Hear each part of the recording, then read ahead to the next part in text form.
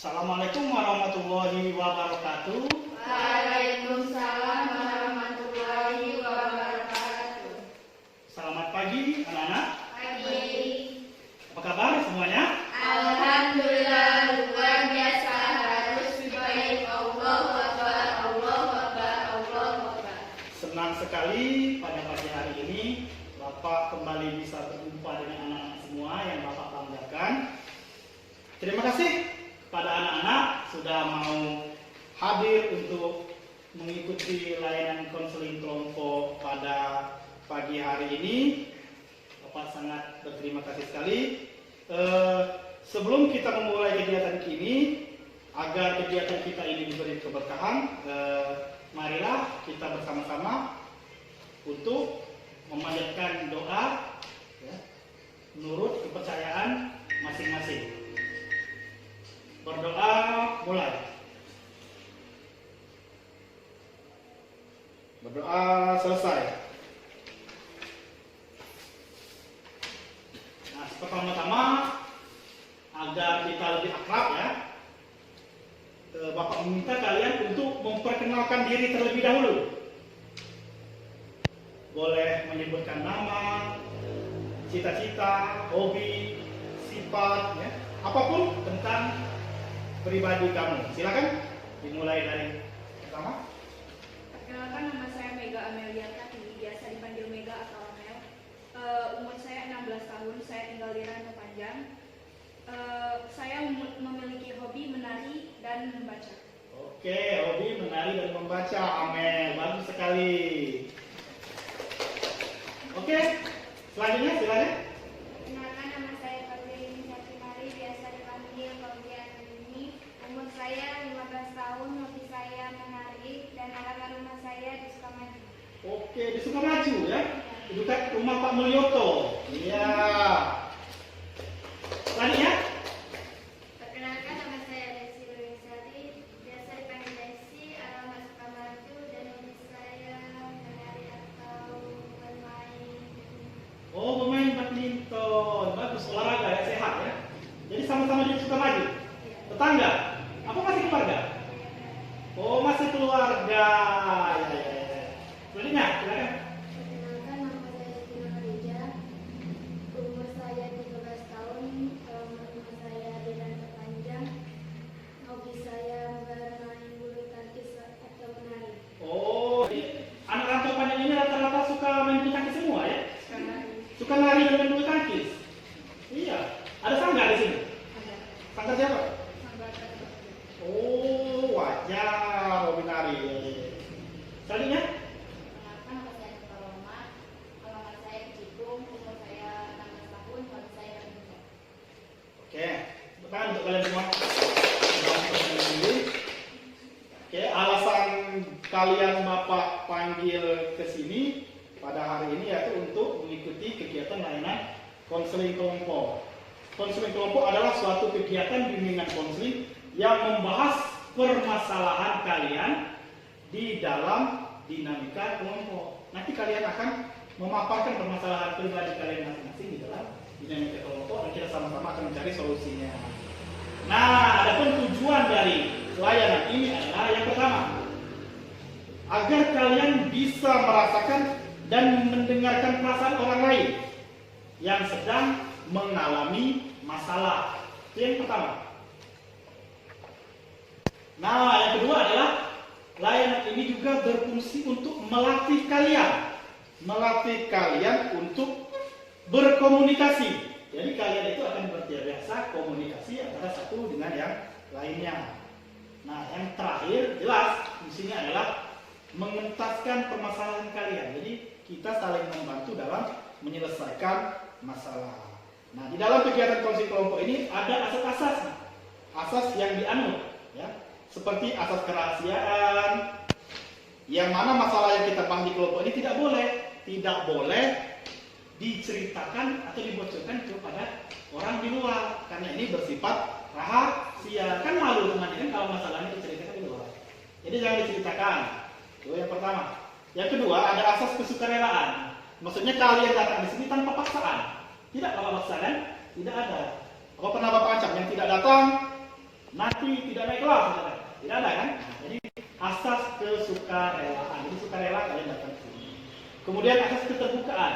Nah, maksudnya diharapkan kalian itu untuk terbuka antara bapak, antara kalian, bersama teman, bersama kalian ini harus terbuka dalam menceritakan berbagai permasalahan yang kalian alami. Nah, kemudian yang terakhir adalah asas kenormatifan. Jelas? Nah, sekarang pelayanan kita ini harus menerapkan norma-norma yang berlaku di masyarakat. Jadi, norma baik, norma kesusilaan, norma sopan santun. Jadi kita junjung tinggi norma yang berlaku. Oke? Sebelum kegiatan ini kita masuk kepada pemaparan permasalahan, kita bermain games terlebih dahulu. Bagaimana? Untuk mencairkan suasana. Gamesnya adalah paku dan palu. Baik? Paku berdiri atau duduk? Paku berdiri, palu duduk. Oke? Jadi kalau bapak bilang paku berdiri, kalau bilang palu duduk. Harus konsentrasi ya. Siap? Siap belum? Siap ya? 1, 2, 3. Paku. Iya. Paku. Palu. Paku. Paku. Palu. Ya, tepuk tangan untuk kita semua. Berarti tinggi konsentrasi anak-anak ya. Oke. Sekarang Bapak akan bertanya mengenai kesiapan dari kalian dalam proses layanan kita. Apakah kalian sudah siap untuk masuk ke layanan kita? Mesin kelompok? Siap ya? Oke. Kalau sudah siap, pertama, Bapak meminta untuk kalian mengumpulkan permasalahan yang sedang kalian alami. Bebas, masalah apa saja. Nah, nanti akan kita sama-sama cari solusinya. Cari permasalahan masalahnya. Silakan. Pertama untuk mengungkapkan masalahnya dari Amel. Kalau masalah saya Pak, saya kurang percaya diri dan minder di depan teman. Kurang percaya diri dan minder di depan teman. Permasalahan Amel. Oke. Selanjutnya, Yuni. Kalau saya Pak sensitif, saya mudah sekali tersinggung atau emosi. Sensitif, mudah tersinggung. Itu permasalahan dari teman kalian Bang Yuni ya. Selanjutnya Desi. Apa permasalahannya Desi? Kalau saya Pak di dalam bergaul ini terkadang dianggap sombong padahal memang saya ini pendiam. Oh, terkadang dianggap orang sombong padahal pendiam ya. Oke, itu permasalahannya. Nah, Neng. Kalau permasalahan saya Pak terkadang lupa waktu kalau sedang bermain sampai kadang pulang sore. Oh, lupa waktu kadang-kadang ya. Oh, kadang pulang sore. Kena marah orang tua kan? Iya. Selanjutnya, Rahim betul. Kalau permasalahan saya itu orangnya sulit untuk memaafkan kesalahan orang lain, Pak. Oh, sulit untuk memaafkan kesalahan orang lain. Jadi jangan macam-macam kalau buat salah dengan Nurul ya. Nah, kalian sudah mendengar ya sama-sama permasalahan dari masing-masing teman kalian tadi ya. Ada yang kurang percaya diri, ada yang suka main lupa waktu, pulang sore, ya. Ada yang susah memaafkan kesalahan orang lain.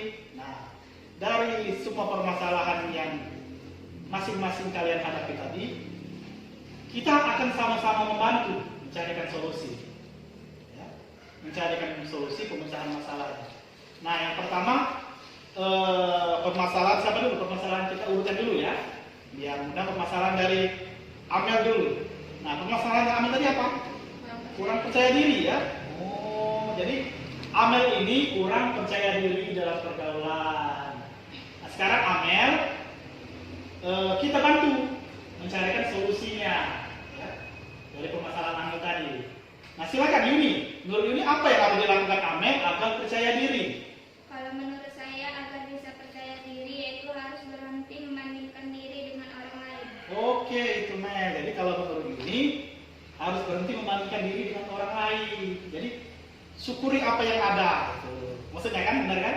Jadi jangan membandingkan dengan orang lain. Kemudian, menurut Desi, Menurut saya, agar kita percaya diri, kita harus menyiapkan semua dengan baik dan penampilan harus rapi. oke, benar. Jadi Amel menurut Desi tadi harus rapi penampilan biar percaya diri. Selanjutnya, Neng, silakan bantu Amel. Kalau menurut saya, agar kita percaya diri, kita harus membiasakan diri untuk tampil di depan umum. Dengan itu kita bisa percaya diri. Oh, jadi menurut Neng agar terbiasa percaya diri harus biasa tampil di depan umum ya. Tampil di depan umum dalam misalkan bagaimana? Nari misalkan seperti itu ya. Depan umum ya, ikut sanggar. Ya, itu menurut Neng agar terbiasa percaya diri harus biasakan tampil di depan umum. Selanjutnya menurut Nurul bagaimana? Kalau saya kita harus percaya diri, harus bisa menjadi diri sendiri biar kan apa kata orang lain, yang penting perbuatan yang kita lakukan itu baik. Nah, menurut Nurul ini biarkan apa kata orang. Yang penting selama perbuatan kita itu baik. Tidak usah dipikirkan apa kata orang. Yang penting perbuatan kita itu baik, lakukan, percaya diri. Itu kalau menurut Nurul. Nah, sekarang Bapak tanya kepada Amel dari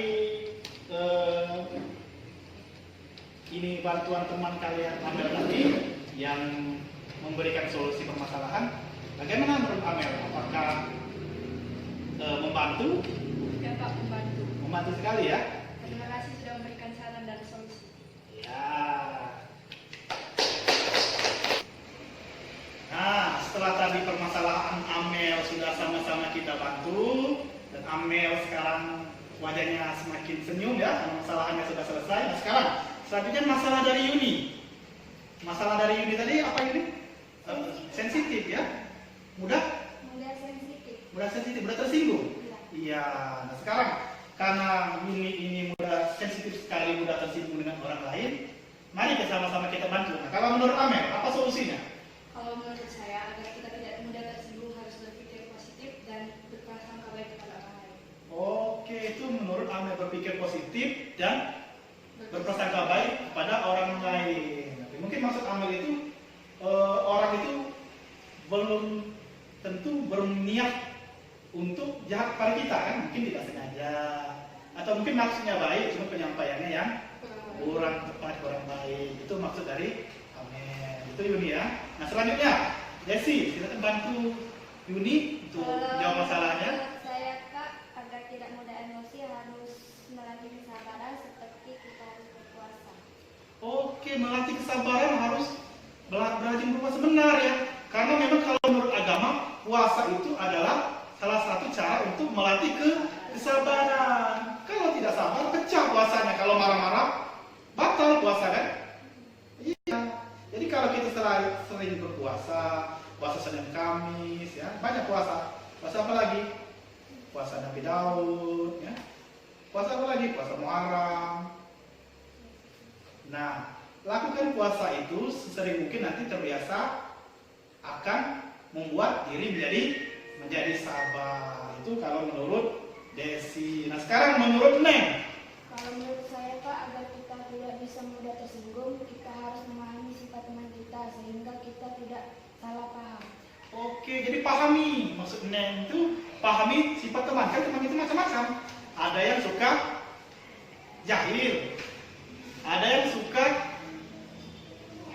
nah ada yang pendiam, ada yang ceplos-ceplos. Nah, kalau kita sudah paham, oh ini memang karakternya. Jadi kita tidak senyum lagi.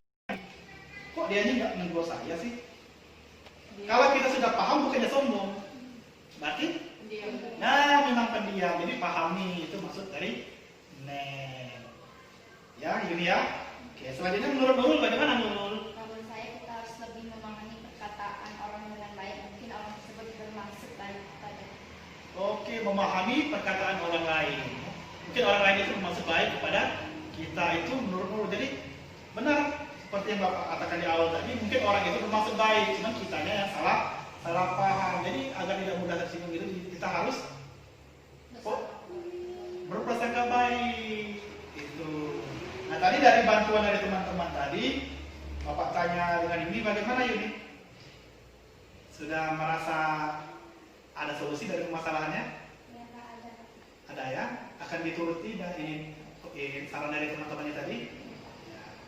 Kasih ya? Makasih atas saran-saran dari teman-teman. Ya.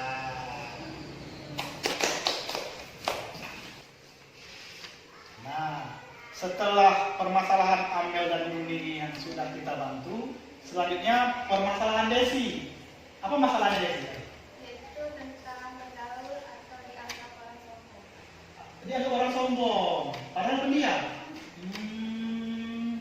Jadi Desi sering dianggap orang lain itu sombong, padahal dia merasa dia itu tidak sombong. Memang karakternya pendiam. Nah, jadi Desi ini mengharapkan untuk mencari solusinya bagaimana. Nah, sekarang dari Amel, kira-kira apa yang harus dilakukan oleh Desi?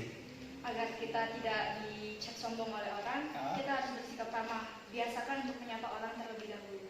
Oh, jadi itu Desi. Jadi menurut Amel biasanya untuk menyapa orang, walaupun sekedar basa-basi. Hai. Hai, nah, apa kabar? Nah, itu. Jadi biasanya untuk menyapa. Ya, jadi kalau kita sudah menyapa orang itu sudah ada kesannya. Oh, berarti orang ini tidak sombong, walaupun hanya sekedar hai. Walaupun hanya sekedar hai, apa kabar? Atau assalamualaikum, ya. Tuh. Itu kalau menurut Amel. Nah, selanjutnya Yuni. Kalau menurut Yuni? Kalau menurut pendapat saya, Pak, agar kita tidak dibilang sombong, kita harus membiasakan senyum pada orang lain. Oh, membiasakan senyum. Jadi kalau kita senyum itu, menurut Yuni tadi, orang tidak akan membuat kita menganggap kita sombong. Karena memang senyum itu ibadah. Juga senyum itu membuat kesan bahwa kita ini ramah. Jadi coba kalau kita ketemu dengan orang makin muka masam atau membuang wajah, ada orang kan sombong kan? Atau jadi kesannya sombong. Jadi kalau kita senyum, senyum. Jadi kalau kita senyum, orang itu akan senang dan tidak menganggap kita sombong. Itu kalau menurut Yuni. Nah, selanjutnya silakan Neng untuk memberikan bantuan terhadap permasalahan dari Desi. Kalau menurut saya, Pak, agar kita tidak dikatakan sombong harus bisa basa-basi, bisa menanyakan kabar dan lainnya. Oh iya, menanyakan kabar harus bisa basa-basi, benar ya. Seperti yang Bapak jelaskan tadi, harus bisa basa-basi. Jadi itu ya, Desi ya. Jadi terkadang basa-basi itu penting, walaupun hanya sepatah kata. Ya. Apa kabar? Halo. Di mana sekarang? Itu. Jadi agar kita tidak dianggap orang sombong. Jadi kalau kita tidak dianggap orang sombong. Ya, selanjutnya silakan Nurul untuk membantu memecahkan masalah dari Desi. Menurut saya, Pak, supaya kita tidak dikatakan sombong, harus menjelaskan teman-teman bahwa sifat kita itu pendiam, supaya kita tidak salah paham. Oh, jadi kalau menurut Nurul, Desi itu harus menjelaskan dulu dengan teman bahwa Desi itu memang karakternya pendiam. Jadi agar temannya tidak salah paham. Itu maksud dari Nurul. Nah, sekarang Bapak tanya kepada Desi, dari bantuan teman-temannya tadi, bagaimana sekarang perasaan Desi? Jelas, terbantu ya masalahnya ya? Sudah tenang ya? Oke, terima kasih Desi, ucapkan terima kasih. Oke, sekarang permasalahan dari Neng ya. Permasalahan dari Neng, silakan apa tadi Neng? Terkadang lupa waktu. Jadi Neng ini kalau main lupa waktu, terkadang dia pulang sore ya. Nah, jadi Neng mengharapkan bantuan dari anak-anak sekalian. Nah, sekarang Amel silakan bantu Neng. Apa menurut Amel? Menurut saya, Neng, kalau main agar main tidak lupa waktu itu, kita harus menata waktu. Kita boleh main, tapi harus tahu waktu. Jadi tahu jam pulang. Boleh main tapi harus tahu waktu, tahu jam pulang. Jadi harus ingat-ingat waktu. Itu kalau menurut Amel. Ya, Neng ya. Nah, selanjutnya Yuni silakan bantu. Kalau menurut saya, Kak, kita harus mendahulukan pekerjaan yang penting. Mendahulukan pekerjaan yang penting. Jadi kalau ada pekerjaan penting nanti dulu main. Oh, itu Neng. Jadi dahulukan dulu yang Penting apa yang penting? Misalkan ada PR, misalkan dulu PR. Jangan lupa main. Membuat skala prioritas. Membuat skala prioritas. Pintar sekali menurut Amel ya. Nah, sekarang Desi, menurut Desi apa yang harus dilakukan oleh Neng? Menurut saya kita harus mencari kesibukan positif agar tidak sering bermain. Mencari kesibukan dengan hal-hal yang positif agar tidak bermain. Cari kesibukan yang positif. Misalkan apa? Belajar masak. Nah, apa lagi? Bantu orang tua di rumah atau daftar les ya, atau ikut ekskul sekolah. Jadi agar tidak fokus dengan bermain terus. Itu kalau menurut Desi. Nah sekarang menurut Nurul, apa menurut Nurul? Menurut saya Neng harus berusaha betah di rumah dengan cara membuat kondisi rumah menjadi lebih nyaman atau banyak aktivitas di rumah. Oh, kalau menurut Nurul, Neng itu harus membuat kondisi rumah itu nyaman. Harus sedapat mungkin nyaman di rumah. Banyak kan aktivitas di rumah. Jadi kalau rumah nyaman, aktivitas yang paling banyak di rumah sehingga jarang untuk main keluar. Itu kalau menurut Nurul. Nah, Neng, dari bantuan dan saran dari teman-temannya semakin baik, terbantu ya. Iya. Apa ucapan untuk teman-temannya? Terima kasih teman-teman telah membantu saya. Iya. Nah, serah Amel, Yuni, Desi, dan Neng tadi terbantu. Sekarang giliran permasalahan Nurul yang belum kita bantu. Nah, permasalahan Nurul apa Nurul? Sulit memaafkan kesalahan orang lain. Sulit memaafkan kesalahan orang lain. Bisa dendam ya. Nah, sekarang Amel, menurut Amel bagaimana Nurul ini agar dia mudah memaafkan orang lain? Jadi menurut pendapat saya kita itu harus mengingat kebaikan orang, karena manusia itu cenderung kadang melihat satu kesalahan orang lalu melupakan satu kebaikan yang lainnya. Jadi kita itu harus lebih melihat kebaikan orang, jadi mudah memaafkan. Oh, kita itu harus mengingat memaafkannya. Jadi setiap orang itu jangan cuma diingat keburukannya saja. Itu kalau menurut Amel. Jadi ingat kebaikannya. Kalau kita orang salah dengan kita terus kita ingat kebaikannya, maka kita akan luluh dan memaafkan. Nah, selanjutnya menurut Yuni, bagaimana Yuni? Kalau menurut saya agar kita bisa memaafkan orang lain, kita harus belajar ikhlas. Karena tidak semua manusia karena tidak ada manusia yang sempurna. Oh, jadi itu menurut Yuni karena tidak ada manusia yang sempurna. Selanjutnya menurut Desi, apa yang harus dilakukan oleh Nurul? Menurut saya, agar memaafkan orang lain yaitu dengan membayangkan kalau kita yang salah pasti sedih kalau tidak dimaafkan.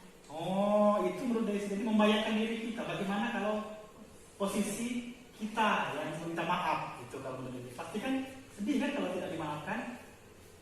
Sedangkan kita sudah tulus meminta maaf, tidak mau mengulangi lagi. Itu kalau menurut Desi. Nah sekarang Neng, bagaimana menurut Neng? Menurut saya Nurul agar mudah memaafkan orang lain yaitu kita jangan suka menutupkan kesalahan. Oh, jadi jangan suka mengungkit-ungkit kesalahan. Jadi lupakan. Itu kalau menurut Neng. Yang lalu biarlah berlalu. Kita buka lembaran baru. Itu kalau menurut Neng. Move on dong. Nah sekarang Bapak tanya dengan Nurul setelah teman-teman yang tadi memberikan solusi, memberikan saran, memberikan bantuan. Nah, bagaimana sekarang perasaan Neng dari setelah mendengarkan saran dari teman-teman yang tadi? Perasaan Nurul maksud Bapak? Menurut saya sangat membantu saya Pak. Sangat membantu sekali ya. Sudah mendapatkan solusi ya. Apa ucapan dulu teman-temannya? Terima kasih ya saran-sarannya. Tangan pikiran semua. Oke, baiklah. Nah, setelah kita bersama-sama saling membantu satu sama lain, saling memberikan saran satu sama lain, dan permasalahan kalian sudah insya Allah terbantu atau tertuntaskan melalui konflik kelompok ini. Nah, sekarang Bapak akan bertanya kepada kalian semua, apa kesan yang kalian rasakan dan pesan yang ingin kalian sampaikan setelah mengikuti layanan ini Dimulai dari Amel. Mengikuti layanan konseling kelompok ini, saya merasa senang karena memiliki tempat curhat sehingga masalah yang saya miliki itu menjadi terbantu. Merasa senang karena ada tempat curhat dan masalah menjadi terbantu. Selanjutnya, silakan. Pesan saya adalah saya sangat senang sekali karena permasalahan yang saya alami terbantu. Senang kalau masalahnya terbantu. Oke, Fania, Desi. Pesan dan pesan saya yaitu sangat mengesankan sekali karena di sini saya banyak teman dan saling berbagi. Oke, di sini banyak teman dan saling berbagi. Desi. Sekarang Neng. Saya sangat mengesankan karena saya jadi tahu bahwa setiap orang punya masalahnya masing-masing. Oke, dari Neng. Dia tahu karena setiap orang pasti punya masalahnya masing-masing. Nah, sekarang terakhir menurut Nurul. Silakan. Pesan saya adalah sangat menyenangkan karena bisa saling berbagi masalah pada teman-teman dan mendapatkan solusi. Oh, betul untuk Nurul. Bisa saling berbagi dengan teman-teman dan bisa memberi solusi. Oke, Bapak rasa cukup sampai di sini layanan kita pada pagi hari ini. Kalian Bapak harap bisa mengatasi permasalahan kalian setelah mengikuti layanan ini. Dan Bapak ingin bertanya, apakah kalau Bapak mengadakan layanan lanjutan konseling kelompok, kalian berminat untuk mengikutinya lagi? Tentu saja ya, berminat ya, karena mengasihkan ya. Ya, mengasihkan, seru, bisa bertemu teman-teman, saling membantu, saling komunikasi, saling curhat ya. Oke, Bapak rasa cukup sampai di sini layanan konseling kita pada pagi hari ini. Seperti biasa, sebelum Bapak ucapkan terima kasih dulu ya, kalian sudah mau datang ke sini, mau mengikuti layanan konseling kelompok. Terima kasih. Sebelum kita menutup layanan ini, ada baiknya bersama-sama kita berdoa menurut agama dan kepercayaan masing-masing. Berdoa mulai.